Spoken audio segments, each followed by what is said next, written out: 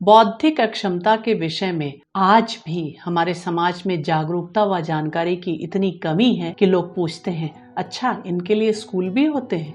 अच्छा ये किस किस क्लास तक पढ़ते हैं? कौन कौन से विषय पढ़ाए जाते हैं?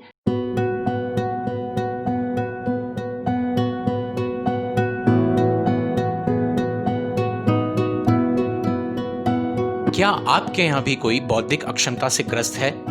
क्या आप ऑटिज्म के बारे में जानते हैं? क्या आपके यहाँ भी किसी को सीखने और समझने में दिक्कत होती है? क्या ये बच्चे कभी कुछ कर पाएंगे?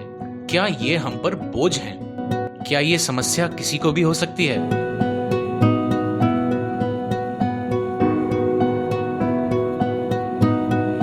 जानिए इन सभी सवालों के जवाब हमारे इस प्रयास एक आउटरीच में।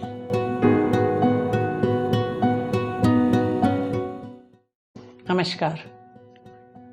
पाइसम के इस कार्यक्रम प्रयास एक आउटरीच में आप सभी का पुनः स्वागत है। मैं अंजू मिश्रा। आज हम लोग बातचीत करेंगे बौद्धिक अक्षमता से ग्रसित जनों के शिक्षण प्रशिक्षण के बारे में। वर्तमान समय में बौद्धिक जनों के शिक्षण प्रशिक्षण के लिए समावेशी शिक्षा की बातचीत की जा रही है। काफी हद तक लागू भी कर दिया गया है, लेकिन इसे पूरी तरह से अभी भी लागू करने में बहुत सारी सीमाएं और कमियां हैं जिन्हें हमें दूर करना होगा। मुख्यतः प्रचलित है समावेशी शिक्षा, समेकित शिक्षा और विशेष शिक्षा। पहले विशेष शिक्षा आई, फिर समेकित शिक्षा की बात हुई, उसके बाद समावेशी शिक्षा। समावेशी शिक्षा का अर्थ है कि बच्चा, व्यक्ति जो बौद्धिक अक्षमता से ग्रसित है, उसकी विद्यालयी शिक्षा शुरू से मुख्य धारा के विद्यालय में हो। उसकी किसी भी प्रकार की विकलांगताएं या अक्षमताएं हों, लेकिन वो मुख्य धारा के विद्यालय में सभी विद्यार्थियों के साथ समान रूप से अपना शिक्षण प्रशिक्षण प्राप्त करें। अन्य विकलांगताओं के संबंध में कहा जा सकता है कि काफी हद तक समावेशी शिक्षा उनके लिए कारगर हो रही है, बहुत अच्छे से वो लोग उसमें शामिल हो पा रहे हैं। लेकिन बौद्धिक अक्षमता से ग्रसित जनों के लिए अभी भी बहुत कुछ सुधार लाने की आवश्यकता है, जिससे उनको पूरी तरह से समावेशी शिक्षा में शामिल किया जा सके। इसके बाद बात करते हैं समेकित शिक्षा। समेकित शिक्षा है क्या? समेकित शिक्षा का अर्थ है मुख्य धारा के विद्यालय के परिसर में ही विशेष आवश्यकता वाले या बौद्धिक अक्षमता से ग्रसित जनों के लिए एक अलग भवन होना। मुख्य धारा के विद्यार्थी और विशेष आवश्यकताओं वाले विद्यार्थी सामाजिक क्रियाकलापों में एक साथ सम्मिलित होते हैं, जैसे लंच का समय है, खेलकूद के समय पर, डांस, म्यूजिक, ड्रामा, इन चीज़ों में उन्हें शामिल किया जाता है। लेकिन उनका शिक्षण प्रशिक्षण, उनकी कक्षाएं अलग होती हैं। वो दोनों अपने अपने कक्षाओं में ही अपने शिक्षण प्रशिक्षण को प्राप्त करते हैं। इसके बाद बात आती है विशेष विद्यालय की। विशेष विद्यालय जहां विशेष आवश्यकता वाले विद्यार्थी या बौद्धिक अक्षमता से ग्रसित जन एक साथ शिक्षण प्रशिक्षण प्राप्त करते हैं। बौद्धिक अक्षमता के विषय में आज भी हमारे समाज में जागरूकता व जानकारी की इतनी कमी है कि लोग पूछते हैं, अच्छा इनके लिए स्कूल भी होते हैं? अच्छा ये किस किस क्लास तक पढ़ते हैं? कौन कौन से विषय पढ़ाए जाते हैं? इस प्रकार के बहुत से प्रश्नों का हमें सामना करना पड़ता है। बौद्धिक अक्षमता से ग्रसित जनों को दो प्रकार से प्रशिक्षण दिया जाता है विशेष विद्यालय के अंदर ही। एक होता है समूह प्रशिक्षण यानी कि ग्रुप टीचिंग, और दूसरा होता है वैयक्तिक प्रशिक्षण यानी कि इंडिविजुअलाइज्ड एजुकेशनल प्रोग्रामिंग भी बोलते हैं इसको। वैयक्तिक प्रशिक्षण के लिए एक ही बच्चा होता है, उसके लिए अलग कार्यक्रम बना दिया जाता है और उसी कार्यक्रम के अनुसार उसको प्रशिक्षित किया जाता है। ग्रुप टीचिंग या समूह प्रशिक्षण के लिए किस प्रकार से ग्रुप बनते हैं, क्या इनका क्राइटेरिया होता है, क्या मापदंड होता है, इसकी बात करते हैं। बौद्धिक अक्षमता से ग्रसित जनों के समूह बनाने के लिए इनकी वास्तविक आयु और कार्य क्षमता को ध्यान में रखा जाता है, न कि इनकी बुद्धि लब्धि।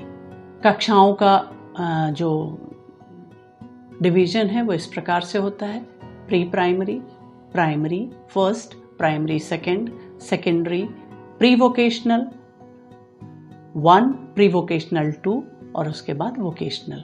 और एक समूह और बनाया जाता है केयर ग्रुप। ये उन जनों के लिए है जो अति गंभीर बौद्धिक अक्षमताओं से ग्रसित जन हैं, जिन्हें अपने दैनिक कार्यों के लिए भी पूरी तरह से किसी अन्य के ऊपर निर्भर होना पड़ता है। जिस प्रकार से मुख्य धारा के विद्यालयों में बच्चा एक क्लास से दूसरी क्लास में जाता है, हर वर्ष ये प्रक्रिया चलती रहती है। विशेष विद्यालयों में बौद्धिक अक्षमता से ग्रसित विद्यार्थियों के लिए 3 वर्ष का समय होता है। प्री प्राइमरी कक्षा के विद्यार्थी की उम्र सीमा 3 से 6 वर्ष है। इन 3 वर्षों में यदि वो आशानुरूप प्रगति करता है तो उसे प्राइमरी फर्स्ट में भेजा जाता है।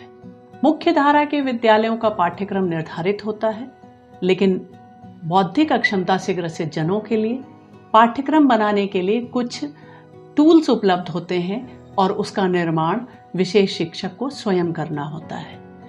तो जो भी प्री प्राइमरी स्तर के लिए पाठ्यक्रम निर्धारित है, उसमें यदि वो विद्यार्थी 80% तक सफलता प्राप्त करता है इन 3 वर्षों में, तो उसे प्राइमरी फर्स्ट में प्रमोट कर दिया जाता है। प्राइमरी फर्स्ट में भी यही होता है। प्राइमरी फर्स्ट की उम्र सीमा है 7 से 10 वर्ष। लेकिन यदि बच्चा प्री प्राइमरी स्तर में 6 वर्ष की उम्र तक भी 80% सफलता नहीं प्राप्त करता है, जो भी उसके लिए पाठ्यक्रम निर्धारित किया गया है उसमें 7 वर्ष तक नहीं कर पाता है, तो उसे प्राइमरी फर्स्ट में ना करके प्राइमरी सेकंड में किया जाता है। प्राइमरी सेकंड की उम्र सीमा 9 से 14 वर्ष है। इसके लिए आपको एक चार्ट दिखाया जाएगा, उससे आप बेहतर तरीके से समझ सकते हैं। यदि बच्चे ने प्री प्राइमरी में आशानुरूप प्रगति की है 3 से 6 वर्ष की उम्र में, तो उसे प्राइमरी फर्स्ट में भेजा जाता है। प्राइमरी फर्स्ट में वो 7 से 10 वर्ष की उम्र तक रहता है। उसके बाद उसे 11 वर्ष से 14 वर्ष की उम्र तक वो सेकेंडरी स्तर में रहता है। 14 वर्ष की उम्र के बाद 15 वर्ष से 18 वर्ष की उम्र तक वो प्री वोकेशनल में रहता है। 18 वर्ष के बाद उसे व्यावसायिक कक्षा यानी कि वोकेशनल ट्रेनिंग के लिए भेज दिया जाता है। ये एक सीधा सा क्रम है। विद्यार्थी एक के बाद एक कक्षा को पार करता हुआ व्यावसायिक प्रशिक्षण की तरफ चला जाता है। मुख्य धारा की शिक्षा में भी क्या है, हम पढ़ाई करते हैं, 12th करते हैं, 12th के बाद हम कोई ना कोई प्रायः किसी न किसी व्यावसायिक प्रशिक्षण की तरफ जाते हैं। अपनी क्षमता और अपनी रुचि के अनुसार इंजीनियरिंग में जा सकते हैं, डॉक्टरी में जा सकते हैं, टीचर बन सकते हैं, D.Ed कोर्स कर सकते हैं, विशेष शिक्षक बन सकते हैं। इसी प्रकार से वयस्क होने पर इन्हें भी व्यावसायिक प्रशिक्षण दिया जाता है। वो व्यावसायिक प्रशिक्षण क्या होते हैं, कैसे दिए जाते हैं, उनकी चर्चा हम लोग आने वाले एपिसोड्स में करेंगे। यदि विद्यार्थी ने 80% सफलता प्री प्राइमरी में नहीं प्राप्त की है, लेकिन उसकी उम्र बढ़ गई है, तो 1 वर्ष का समय और दिया गया। उसके बाद उसे प्राइमरी 2 में कर दिया जाता है। वो एक अलग समूह बन जाता है। उसकी क्रियाओं में प्राइमरी फर्स्ट से वो थोड़ा सरल होती हैं, लेकिन प्री प्राइमरी से कठिन होती हैं। उसके लिए जो भी पाठ्यक्रम तैयार किया जाता है, उसमें उसको व्यावसायिक प्रशिक्षण तक किस प्रकार ले जाया जाए, इसका ध्यान रखा जाता है। कभी कभी किसी समस्या की वजह से, किसी शारीरिक बीमारी की वजह से छात्र वो प्रगति नहीं कर पाता है, तो अगर प्री प्राइमरी से वो प्राइमरी सेकंड में चला गया है, तो हो सकता है 2-3 वर्ष बाद, 2 वर्ष बाद उसका सतत मूल्यांकन होता रहता है, उसको पुनः सेकेंडरी में लाया जा सकता है। अगर वो सेकेंडरी की जो उम्र सीमा है उसको भी पार कर जाता है, तो उसे प्री वोकेशनल 1 में लाने का प्रयास करते हैं। अगर 1 में भी आने लायक नहीं है, तो उसे प्री वोकेशनल 2 में लाया जाता है। जो प्राइमरी फर्स्ट और प्राइमरी सेकंड है, इसी प्रकार से जो प्री वोकेशनल फर्स्ट और प्री वोकेशनल सेकंड है, इन दोनों में अंतर यही है कि इनके जो कार्य हैं, जो क्षेत्र हैं, जो पाठ्यक्रम है, उनमें स्तर थोड़ा सा सरल हो जाता है प्राइमरी सेकंड में और प्री वोकेशनल सेकंड में, लेकिन उद्देश्य दोनों का ही विद्यार्थी को वोकेशनल स्तर तक पहुंचाना ही होता है।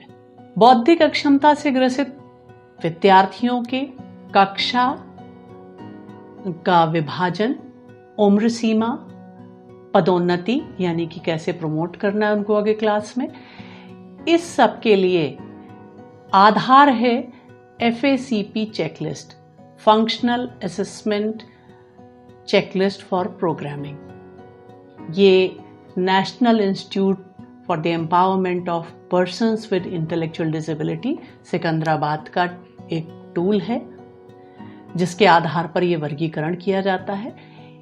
स्क्रीन पर दिखाई जा रहे इस चार्ट से आप इसको बेहतर तरीके से समझ सकेंगे। इसमें देखिए प्री प्राइमरी है जिसकी उम्र सीमा 3 से 6 वर्ष है। इन 3 वर्षों में यदि विद्यार्थी 80% तक सफलता प्राप्त कर लेता है तो उसे प्राइमरी फर्स्ट में प्रमोट कर दिया जाता है जिसकी उम्र सीमा 7 से 10 वर्ष है।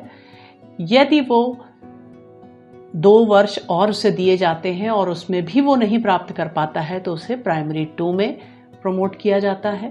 प्राइमरी 2 में प्रमोट करने के बाद जिस भी समय लगता है, हर वर्ष उसकी प्रगति का मूल्यांकन करते हैं। जब भी लगता है कि वो सेकेंडरी में जाने के लिए तैयार है तो उसे सेकेंडरी में प्रमोट किया जाता है और सेकेंडरी की उम्र सीमा 11 से 14 वर्ष है। प्राइमरी फर्स्ट में जो विद्यार्थी वो 7 से 10 वर्ष की उम्र सीमा समाप्त होने पर और मूल्यांकन करने पर 80% प्रगति दिखाता है तो उसे सेकेंडरी में कर दिया जाता है। सेकेंडरी के बाद फिर से मूल्यांकन तो प्रतिवर्ष होता ही रहता है। जब 80% तक सफलता विद्यार्थी प्राप्त कर लेता है, उम्र सीमा उसकी 15 से 18 वर्ष के बीच होती है और उसे प्री वोकेशनल 1 में प्रमोट कर दिया जाता है।